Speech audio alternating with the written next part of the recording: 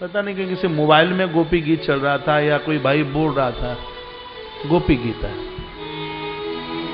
ये नवदा भक्ति में आता है ये सब। अच्छा सुनिए, अच्छा सुनाइए।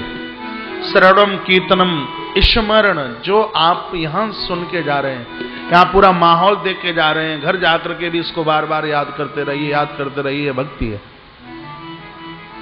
श्रवणम कीर्तनम स्मरणम पाद सेवनम, आप सबके चरण छूते हैं, आशीर्वाद लेते हैं, ये भक्ति है। वर्चनम वंदनम, आप सबको वंदन करते हैं, प्रणाम करते हैं, ये भक्ति है। अर्चनम, ठाकुर जी की सेवा करते हैं, चंदन लगाते हैं, कुमकुम लगाते हैं, टीका लगाते हैं, रोली मौली, ये क्या है? ये सब नवदा भक्ति में आता है। अर्चनम वंदनम, और मालिक बन करके नहीं, दास बनकर भगवान के जीना है। दास आत्मनिवेदनम सर्वा भावे न, अपने आप को ईश्वर के चरणों में समर्पित कर दीजिए। ये 9 प्रकार की भक्ति है। 9 में से यदि एक भी आ गई तो कल्याण हो जाएगा।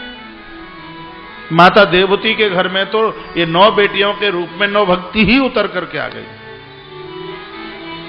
9 बेटियों का विवाह 9 महात्माओं के साथ किया गया है। भागवत में लिखा है, कला मरीचि, अनसुयात्री, श्रद्धा, अंगिरा, अभिर्भु, पुलस्त और गति पुलह और क्रिया क्रतु के लिए भी आई गई।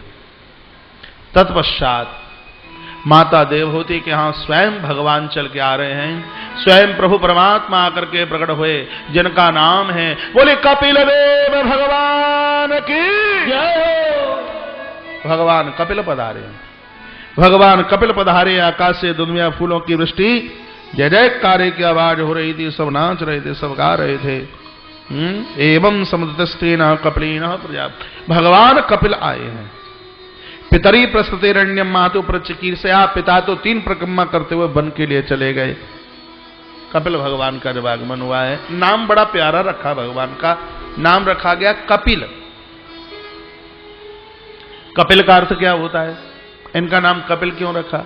6 शास्त्रों में से एक शास्त्र सांख्य शास्त्र के अधिष्ठाता है भगवान कपिल, और इनकी भाषा जिसने जीवन में उतार ली है वो तो गलती कर ही नहीं सकता। पूरी फिलॉसफी का वर्णन, पूरा दर्शन भगवान कपिल ने गा दिया है। श्रोता भी बहुत बढ़िया बनाया, मां को बनाया। मां सरल है, मां से अपने मन की बात छिपाई नहीं जाती, इसलिए परमात्मा ने मां को श्रोता बनाया। कपिल का अर्थ होता है, हमारे हिंदी साहित्य में या संस्कृत साहित्य में कपि कहते हैं बंदर को, ये तो आप सबको पता है। कपि बंदर को कहते हैं। बंदर बहुत चंचल होता है, एक जगह रुक ही नहीं सकता बंदर, इस डाली पर उस डाली पर उस डाली पर वो चक्कर लगाता रहेगा। जैसे बंदर बहुत चंचल है, उसी प्रकार से मन भी बहुत भारी चंचल है। जो चंचल मन को एकाग्र चित्तित करा दे, बस उसी परमात्मा का नाम कपिल है।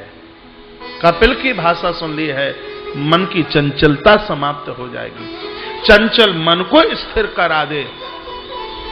इसलिए इस परमात्मा का नाम कपिल रखा गया। भगवान कपिल, भगवान कपिल प्रकट हुए हैं। माता प्रभु के पास श्रोता बनकर आई है, मां बनकर नहीं, श्रोता बन के प्रणाम किया। क्या कहा? यहां से सुनने लायक कथा है। एकाग्र भाव से आप बैठें और भगवान कपिल और माता देवहूति का जो उपाख्यान है, संवाद है, इसको ठीक से सुन लें। ये कहानी किस्से वाली कथाएं, हंसने और हंसाने वाली कथा में तो मुझे टेस्ट आता नहीं है। जो भागवत की एक गंभीरता है वो बरकरार बनी रहे। कभी कभी तो आपको यह लगे कि महाराज जी हंसाते नहीं है, हंसने को तो कमरे में हंस लेंगे, व्यास गद्दी की बड़ी गरिमा है, उसकी गंभीरता समाप्त ना होवे। इतना सुंदर यह प्रसंग, ये सुन लिया तो कुछ बकाया नहीं बचता सुनने को। भगवान कपिल इतना बढ़िया बोले। मैया आई, क्या बोली? तम त्वागताहं शरणं शरण्यं स्वभृत्य संसार तरो कुठारम जिज्ञासयायं प्रकृते पुरुष्य नमामि सद्धर्म विदां वरिष्ठम। हे भगवान, कामना के वृक्ष को काटने में आप कुल्हाड़ी की तरह हैं। संसार तरो कुठारम शब्द लिखा है, कुठार कहते हैं कुल्हाड़ी को, संसार तरु यानी संसार का जो कामना का पेड़ है उसको काटने में आप कुल्हाड़े की तरह है, और आपके ही द्वारा धर्म को स्थापित किया गया है। इसलिए हे धर्म की स्थापना करने वाले भगवान, मैं तुम्हारे श्री चरणों में चल करके आई हूं, प्रभु कृपा कीजिए। क्या चाहती हो माता? मैया ने कहा कि पूरा जीवन तो यूं ही निकल गया, उद्धार हुए, आत्मकल्याण हुए, कुछ उपाय बताइए। तो भगवान कहते मां चेत खलवस्वंदाय मुक्तये चात्मनो मतम गुणेषु सक्तम मंदाय ऋतंबा पुंस मुक्त। भगवान बड़ा प्यारा बोला। परमात्मा ने कहा मैया बंधन का कारण मन और मुक्ति का कारण भी है मन है। बड़ी अच्छी बात कही। इस मन के द्वारा व्यक्ति बंधता है और मन के द्वारा ही व्यक्ति मुक्त हो जाता है। माता ने पूछा वो कैसे? तो भगवान कहना चाहते हैं कि यदि मन को संसार में लगा दिया जाएगा तो व्यक्ति बंधन युक्त हो जाएगा, और उसी मन को यदि महापुरुषों के चरणों में लगा दिया जाएगा तो भक्ति का जन्म हो जाएगा, और जब भक्ति का जन्म हो जाए तो व्यक्ति अपने आप में मुक्त हो जाएगा। ये भगवान कपिल कहते हैं। ज्ञान वैराग्य युक्तेन भक्ति युक्तेन च आत्मना परिपशुदासीनां प्रकृते च हतौ जसा। माता जीव उद्धार के लिए ज्ञान वैराग्य भक्ति की आवश्यकता। मैया ने पूछा ये ज्ञान कहां से मिलेगा, वैराग्य कहां से मिलेगा? कह दिया संतों की कृपा हो जाए, गुरुओं की कृपा हो जाए। मां ने पूछा कि गुरु की पहचान क्या है,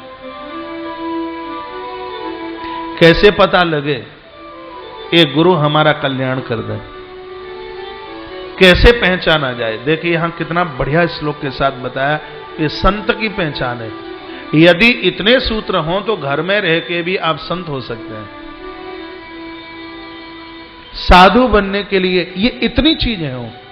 क्या है? तितिक्षवा, जो मिल गया है उसके ऊपर संतुष्ट हो जाना। तितिक्षवा, जो मिला, अमीरी में, गरीबी में, सर्दी में, गर्मी में एक जैसा है, मान में भी वैसा है और अपमान में भी वैसा है। ये साधु का पहला गुण है, तितिक्षवा। फिर कहा कारुण, कहा सब पर करुणा करने वाला, दूसरों के दुख को देख करके द्रवीभूत होने वाला, दूसरों के कष्ट को देख करके रोने वाला। ये महात्मा लोग अपने माई बाप के लिए कभी भी नहीं रोते। ये संत लोग अपने कुटुंब खानदान के लिए कभी रोते नहीं, इतने बड़े निर्मोही होते हैं। लेकिन भक्तों के कष्टों को देख देख करके आंख में आंसुओं के पनारे चलता है। ये संत का दूसरा गुण है कारुण, कहा उसके अंदर करुणा हो, करुणा। फिर कहा सुहृदय, सबको अपना मान। भले ही किसी ने मोटा लिफाफा दे दिया है, भले ही किसी ने कुछ नहीं दिया, तो भी वो दोनों उसके। एक ने माला डाल दी और एक आंख मरोड़ करके चला गया, साधु की निगाह में वो दोनों अपने हो गए, क्योंकि संत प्याऊ की तरह है। प्याऊ की कोई टोंटी तोड़ के भी चला जाए तो प्याऊ ये नहीं कहती कि कल तू टोंटी तोड़ के चला गया, मेरा मुंह तोड़ के चला गया, मैं तुझे पानी नहीं पिलाऊंगी। आज तक प्याऊ बोलती नहीं। संत गुरु तो आकाश की तरह होता है, संत गुरु तो वायु की तरह होता है, हवा की तरह होता है, जल की तरह होता है, वो तो सूर्य की तरह होता है। यही लिखा जा रहा है सुहृदय, सबको वो अपना माने। फिर लिखा है सर्वदेही नाम, संसार के कड़कड़ में भगवती सत्ता का दर्शन करे, और अजात शत्रवा, संत का कोई दुश्मन नहीं होना चाहिए। महात्मा लोग कभी किसी को ऐसी बात ही ना करें कि वो मेरा दुश्मन है, उससे मेरी पटती नहीं। अरे साधु के यहां तो ये पटना पुटना नाम का कोई शब्द ही नहीं होता। अजात शत्रवा, उसका कोई दुश्मन ही नहीं होता। फिर कहा शांत, क्रोध नहीं करता। साधवा, साधु भूषणा, यही साधु का आभूषण है। मैया ऐसा संत मिले जिसको कभी क्रोध न आता। आप समझ रहे हैं? ऐसा गुरु मिले कल्याण कर देगा। कैसा? कबीर साहब की कथा आपने पढ़ी हो। एक बार गोस्वामी तुलसीदास जी महाराज के पास में काशी नरेश आए दीक्षा लेने के लिए। चरणों में प्रणाम किया, कहा गुरुजी आज आप हमें मंत्र दे देते तो बड़ा अच्छा होता। दीक्षा, दीक्षा का अर्थ होता है शिष्य की श्रद्धा और गुरु की कृपा दोनों एक जगह आकर के मिलते हैं, उसको दीक्षा कहते हैं। जब दोनों का संगम होता है, श्रद्धा और कृपा दोनों मिलते हैं, तो उसको दीक्षा कहते हैं। कहा गुरुजी कृपा कर देते। गुरुजी ने कहा मेरा अनुष्ठान चल रहा है इसलिए मैं अभी दीक्षा दे नहीं सकता। तो काशी नरेश ने कहा तो फिर कोई बढ़िया संत बता दीजिए। तुलसीदास जी ने कहा तुम्हारे काशी में ही बहुत बढ़िया संत रहते कबीर, उनसे आप मंत्र ले लीजिए।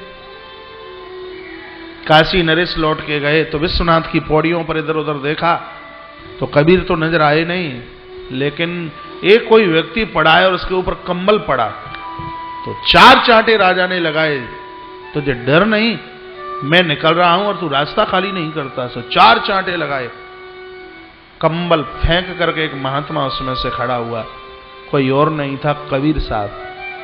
राजा ने प्रणाम किया, कहा गुरुजी मैं तो आपको ही खोज रहा था। भैया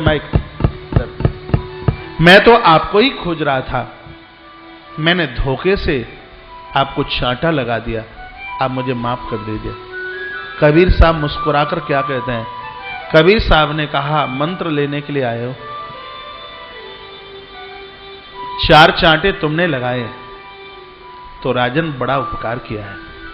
तुम्हें ये नहीं पता एक सच्चा कोई संबंध है तो भक्त और भगवान का, गुरु और शिष्य का है, और सब संबंध तो यहीं रह जाएं।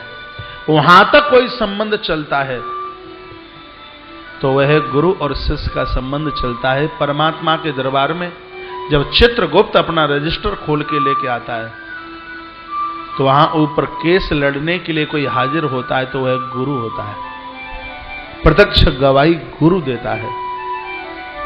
यहां से लेके ऊपर तक संबंध चलने वाला गुरु और शिष्य का। क्या तुम्हें राजा यह नहीं पता 3-4 महीने चलने वाला एक घड़ा मटका व्यक्ति खरीदने के लिए जाता है तो उसको कई बार बजा बजा के देखता है। आपने घड़ा खरीदा हो कभी मटका, उसको यूं हमारे वृंदावन की तरफ ये उंगली ये गांठ उंगली में होती है, इसको यूं बजा बजा के देखते हैं, इसमें कहीं सोती तो नहीं है, ये कहीं कच्चा तो नहीं है, उसको टटोल टटोल के बजा बजा के देखते हैं। तो कबीर साहब ने क्या कहा, 3 महीने तक 4 महीने तक चलने वाला घड़ा लोग उसको ठोक ठोक के बजा बजा करके देखते हैं। हमारा और तुम्हारा तो संबंध इस